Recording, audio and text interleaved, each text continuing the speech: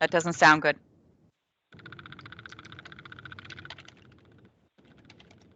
It sounds like an old time tape and reel, but It has it a seems little to yellow work out just fine. Is it working? It has a little Yeah. yellow triangle. Does that mean that that's a problem or no? It seems to be working. All right. Oh, one more interruption. Okay.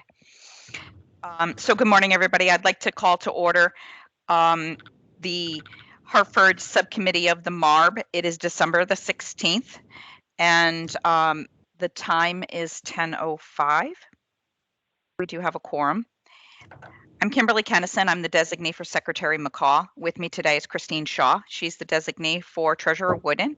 I don't have any opening remarks. Christine, do you? I do not, Ms. Kennison. Thank you for asking. Good morning, all.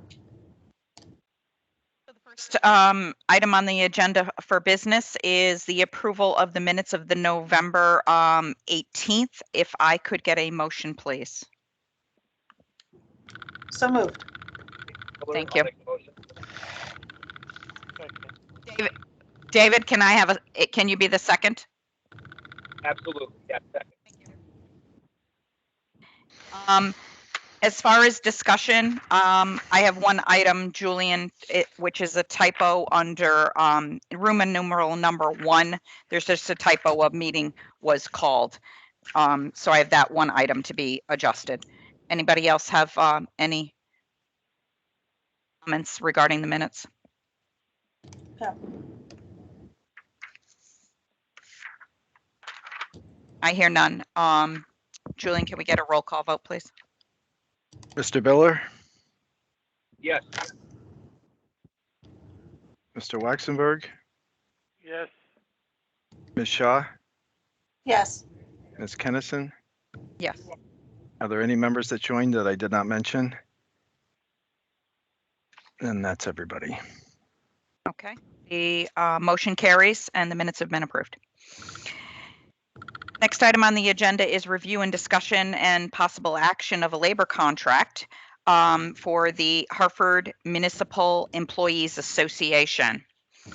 The bargaining unit represents 140 current active employees. The contract expires on June 30th of 2021, so it is already expired. The tentative agreement was signed for the contract term of July 1, 21 through June 30th of 23. The MARB has an option today of approving, rejecting, or taking no action at all on this contract. The MARB can choose to take action today and has until June 22nd to do so. So the city has submitted today summaries of explanations of the tentative agreement and financial analysis and comparables. The city has provided an overview of the tentative agreement, and that's included in your packet. So I will turn it over to the city for somebody to walk us through the agreement and what is included for consideration today. Good morning, all. I'm here as the CFO to present the contract today. The mayor cannot be with us, and due to other conflicts, I am your person today. If you have questions, I can go back to HR, but Rich Pekorski is also on the line if there's questions on health insurance. He is clearly our expert, so I will defer to him on any questions on health insurance.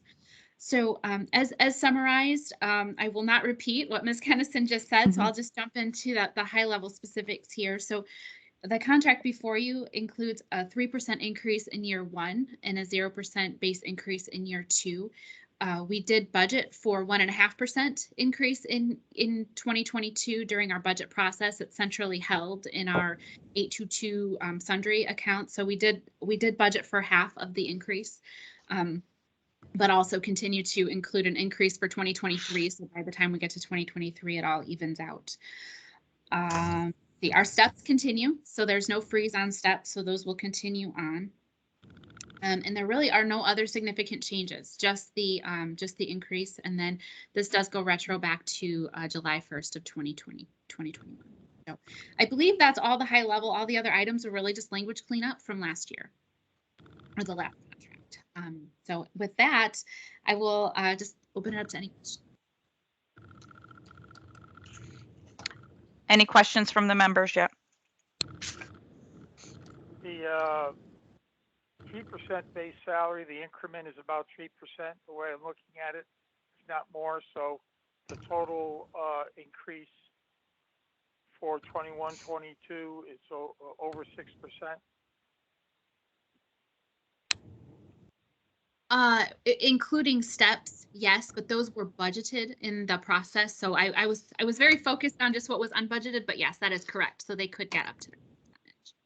And the incremental cost for the following year is 177,000. Looks like around 2%.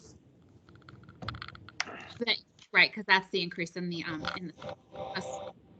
Yeah, moving up the steps. correct.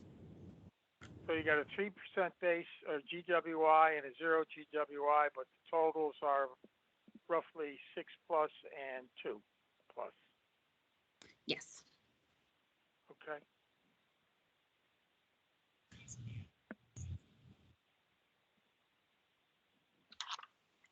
And historically, how long has it been since they received this union received a raise?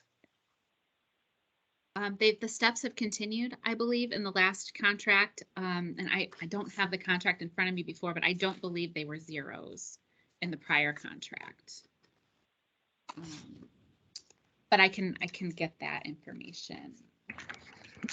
There is some history in the cover memo that went out yesterday. So the last contract was subject of a arbitration award, and so it was the arbitration award wasn't until 2019, but it reached back to July of 2017. So it was a 4-year contract, and it had zeros as general wage increases for all 4 years. And it had step advancements for 3 of the 4 years, and it was a freeze on steps in the 3rd year. So steps in years 1, 2, and 4, and no steps in year 3. Thank you. And I don't know how long before that there were any general wage increases. I didn't look back to the contract that preceded that.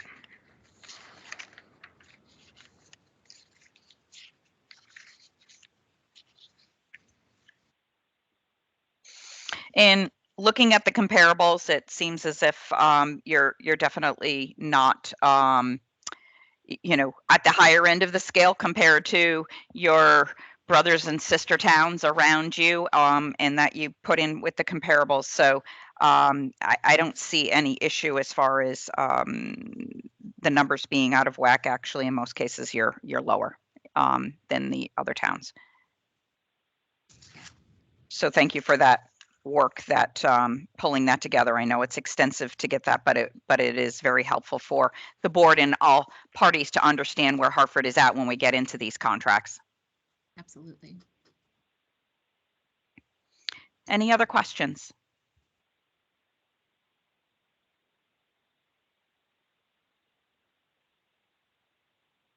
If I hear none, can I get a motion then to approve this labor contract? So moved. Thank you, Mark. David Biller, second. Thank you, David. Any other discussion?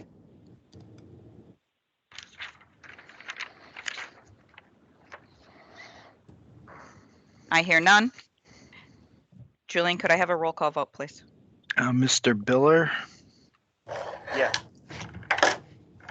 Mr. Waxenberg, Yes. Ms. Shaw, Yes. Ms. Kennison, Yes. and have any other members joined that I didn't mention?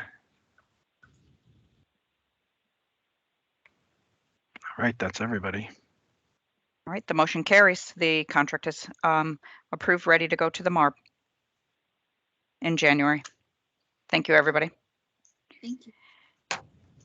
The next item on the discussion is for us to discuss the Board of Ed health insurance consultant that the MARB and the subcommittee has asked us to look into. And Julian, I'm going to ask you to update the committee on this because you're the heavy lift behind in doing all the homework in that. In the meeting materials, we included a draft scope of what that work would entail, specific to the Hartford School District. And you'll see that there's one area that's specific to looking at the process and content of the self-insured renewal rates for the existing plans. And then there's another area of focus that would look at doing cost comparisons.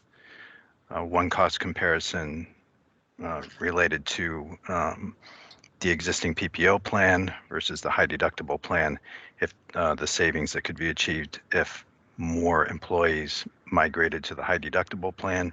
And then the other sort of examination within that section would be looking at a comparison of the existing district plans to the state partnership. And then lastly, just touching on benefits and plan design would be sort of assigning or evaluating the summary plan documents and identifying which tier of coverage each plan would fall under within the state's insurance exchange, so whether it's silver, platinum, bronze, and so forth. And so we would take each of the district's existing plans, the PPO and the high deductible and the partnership, and then sort of put them all onto a sort of an even playing field to get a sense of the comparability of benefits. I did ask Mr. Penn, the district CFO, to look this over, and what I just described to you reflects some suggestions that he made. And if the subcommittee is in agreement with this, we'll move forward with this.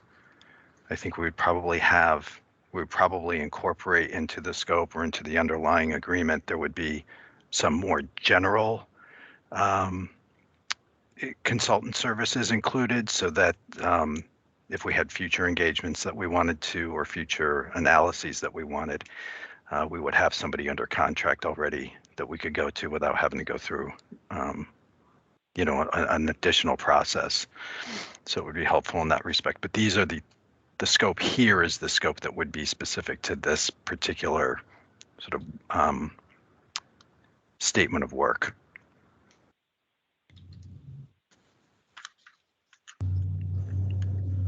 Any questions? Comments? Yeah, Julian, under 2 where it says 2B, subsection I, analysis should include a comparison of gross costs of coverage under both scenarios. Can we possibly add including but not limited to retention fees, stop loss, ASO fees, internal service fund, co-pays, and obviously premium costs, because when you're talking about gross, you're looking within the whole budget of all of the monies associated with delivery of the self-insured plan and or the PPO. Great points. Sometimes they get lost in this shuffle. Great points, Mark.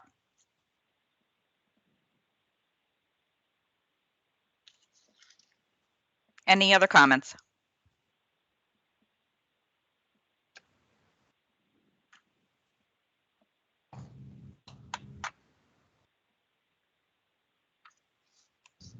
All right, I hear none. Then thank you, Mr.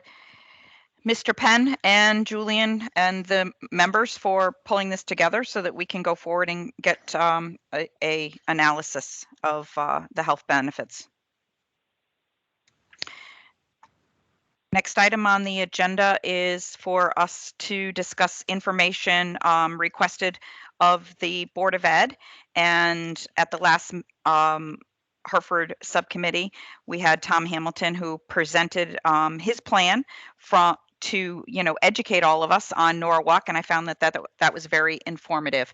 And from that, the members were asked to provide us with feedback and their thoughts. And so this paper that's included in your packet, it includes a list of all of the questions that folks would like to have included in this review of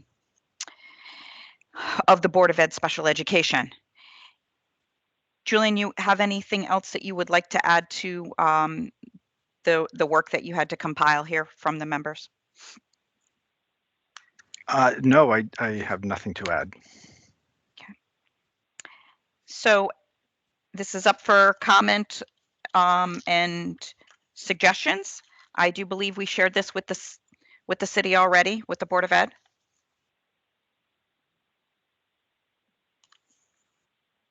No, only Yes. to the extent that it went out in the meeting materials. Oh, okay. Yeah. All right. So if this is sort of, I don't want to say last call, but I think this is, if we can Right. get agreement on this list, then we can forward it to the school administration. They can begin work on that. And then we all have sort of same expectation in terms of which data points are being gathered and researched. Right. Mark, have you had an opportunity to review it and feel it's complete? I just want to make sure. Yes, I I think it's accurate. I think that you're trying to assess in-district and out-of-district special education services. I think in-district, it's a lot easier to do Mm-hmm. because they control their own destiny there, so to speak. Sure. But in the open choice, it really becomes fuzzy at best. So that's why I think if we were able to get all this information, I believe what we'll find is in-district is moving along as best it can with necessary modifications down the road, but the driving factors will be the out-of-district. But I don't want to presuppose before the data comes in. The other thing, too, that going back in the history of all this, and maybe the school, it's in here, but I think that it's important to note, is the issue of residency. Because Mhm. Hartford sends so many students, not only special ed, but open choice students, Mm. the question would be, and they're paying a significant amount of money. Right. The question is if Hartford is sending, let's say, 200 students to correct magnets, who's monitoring that these students are still from Hartford on an annual basis? And those are, it's in here, but you know, it's a big bill for Hartford to pay, and the question is who's monitoring to see if the students are in effect their students. That's a key point. That's a really key point. And I know that we've spoke of this before with the superintendent. So I think that's in there.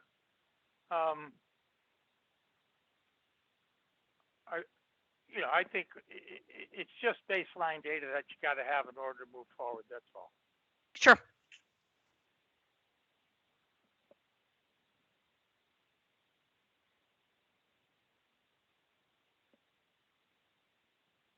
Any other questions or comments, Superintendent? No, since our last meeting, we did begin compiling some of the data. And we also did reference the Norwalk, the layout and some of the data there as well as a template, for lack of a better word. No, that's So good. we do have a starting point. So, and yes, we have been and continue to work on the residency verification. And so we can speak to, as requested, the process as well as the status. Perfect. All right. I think we have a plan. All right. Thank everybody for your input on that. And if we have no other, Christine, I see you. Do you have any questions on this section? I do not, thank you. Okay. And then we can move on to the next item of the agenda, which is now the review and discussion of your mitigation plan, Jennifer, and bringing us up to date. I know that you've submitted updated measures, and if you would just give us an overview, that would be helpful. Yeah, thank you. So I'll just go through the highlights. Since we do it monthly, I don't think things change significantly month over month, but I start on the first page. Okay, so I'm going to just jump to the grant opportunities. Okay. To just point out that we did receive a COPS grant recently that was in the news. So this will cover police officer wages for 3 years, but we have 5 years to use it in. So I've put it in a new column, which I set up, that talks about savings or increased revenues for future years, since we're not sure if we're going to tap into that for 2022 yet, or in the future years. I'm going to assume it's going to be 2023. So that's where that is. Okay. That's just over $1.8 million. So that was very significant, eating into that It $2 is. million there that we thought we would see. So Very also, good. I just wanted to note that with all of the infrastructure bill grants that are available, we're working diligently to apply for as many grants as we can. So I see no reason why we wouldn't meet that $2 million that we had originally set out for ourselves with that. And we'll continue to distinguish whether it's a 1 year, a 1 year coverage, or if it's multi-year. We'll continue to delineate that here for you. Thank you. The golf operations, I just wanted to point out that that's still on track. We still, I think that while we're not doing nearly as well as we have done in 2021, folks went back to school and work, so there's not as many people out golfing, but it still looks like we won't need that $100,000 that we have set aside. So we're still on track for that, although I haven't included anything for this year yet. On our workers' compensation cost reduction strategies, I just want to continue to say that our, PMA 24 is really doing well out in our DPW group. We just got a report back last week or earlier this week that shows we only had two workers' comp claims in DPW this past month, it's great. Now that people have to call in and talk to somebody immediately if they get hurt, it's really reducing it there, so that it's really significant. I can't put dollars on that just now, but it's definitely a significant decrease. And then our fire and police units, they're going to start up with the PMA 24 as well, either end of January, early February. So they'll also we should be seeing significant decreases there as well if this continues. So that's a positive. On our fleet and facilities, we actually had our first facilities committee meeting. So the same that we're doing with our fleet committee, where we're meeting cross-departmentally to talk about our different fleet options. We're doing the same with facilities now. So that just started this month. So no dollars quite yet to report, but that's definitely moving forward as well. So that was our mitigation strategies. And then I also provided the collections report. And as I was looking through that this month, I was really excited to see that our over 120 days continues to go down, and our current continues to stay pretty stable. So that we're definitely seeing continued improvement in these 3 areas.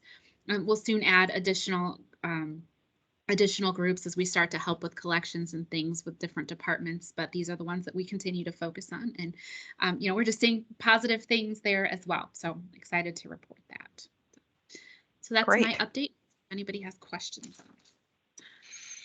No, thank you. I think that we, as we hear your successes on the workman comp area, I think that also could be advantageous for us to share with other municipalities as you continue to move forward. So we'll be interested to hear more about that. You might become a new poster child for us for other municipalities. That's good news.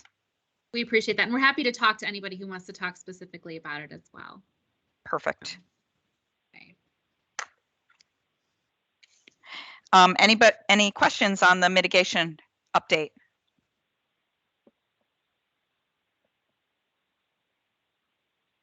All right, I don't hear anything. I do not have any other business today. Does anybody have any other business that they would like to bring to our attention? I don't hear anything. Okay, then I guess at this point, I will look for a motion to adjourn. David Biller, so moved. Thank you, David. Mark second. Thank you, Mark. All in favor? Aye. Aye. Anybody opposed? I hear none. Thank you. We are adjourned. Happy holidays, everybody, and Happy New Year. We will not see you until we will be in 2022, and we'll see you in the new year.